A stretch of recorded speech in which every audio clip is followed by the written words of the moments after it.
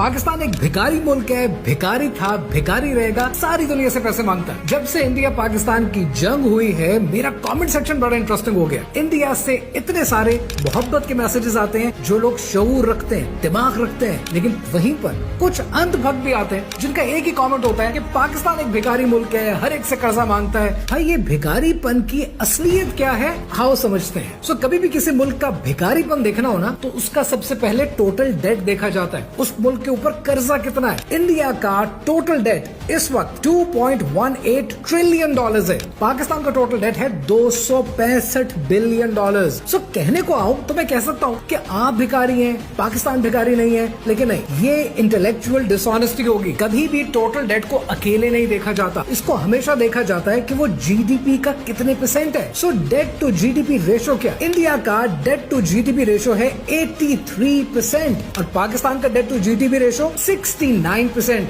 तो भाई भिखारी कौन हुआ? तीसरा इंडिकेटर जो लाजमी आपने देखना है वो है कंज्यूमर डेट, यानी हाउस होल्ड डेट कितना है। वो इंसान जो मोबाइल खरीदने के लिए, घर लेने के लिए, बाइक लेने के लिए कर्जा ले लेता है। इंडिया का इस वक्त हाउस होल्ड डेट है 617 बिलियन डॉलर्स और पाकिस्तान का हाउस होल्ड डेट है 8 बिलियन डॉलर्स। इंडिया का ये हाउस होल्ड डेट इंडिया के जीडीपी का 17% है और पाकिस्तान का हाउस होल्ड डेट पाकिस्तान के जीडीपी का 2% है। तो भाई भिखारी कौन हुआ? ये सब चीजें मेरे लिए मैटर नहीं करती हैं। जो चीज सबसे ज्यादा अलार्मिंग है, सबसे ज्यादा मैटर करती है, वो है इंडिया का जीडीपी। इंडिया का इस वक्त जीडीपी जो रिपोर्ट होता है वो 3.5 ट्रिलियन डॉलर्स है, द शाइनिंग इंडिया। लेकिन इसकी हकीकत क्या है, आइए समझते हैं। 2014 में जब मोदी की गवर्नमेंट आई तो उन्होंने सबसे पहला काम क्या किया? जीडीपी की कैलकुलेशन का मेथड ही चेंज कर दिया। इंटरनेशनल मेथड पे चले गए, जिस मेथड के तहत उन्होंने फैक्टर कॉस्टिंग को छोड़कर मार्केट प्राइसेस को अडॉप्ट कर लिया। अब इसमें बुराई कोई नहीं है, इंटरनेशनल स्टैंडर्ड है, लेकिन जो बुराई इंडिया ने की है ना, वो ये कि अपनी 45% इनफॉर्मल इकोनॉमी को कैलकुलेट ही नहीं किया। अब इससे नुकसान क्या हुआ?